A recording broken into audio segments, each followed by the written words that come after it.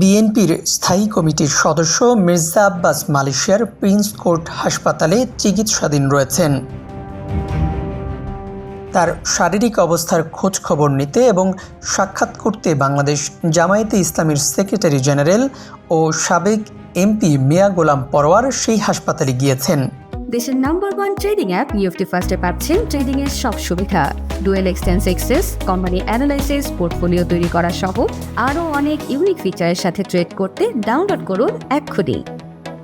Secretary general Mirza আব্বাসের চিকিৎসার সর্বশেষ অবস্থা সম্পর্কে খোঁজখবর নেন এবং মহান রবের দরবারে তার দ্রুত ও পরিপূর্ণ সুস্থতা কামনা করে দোয়া করেন।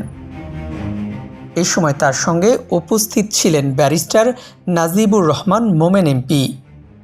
নিফটি ফার্স্টের সাথে ট্রেড করুন যে কোনো জায়গা থেকে, ক্যাম্পাসে ক্লাসের ফাঁকে, ঢাকার জ্যামে বসে কিংবা ঘরে বসে। ট্রেডিং এখন হাতের মুঠোয়, তাই ট্রেড করুন যখন খুশি যেখানে খুশি।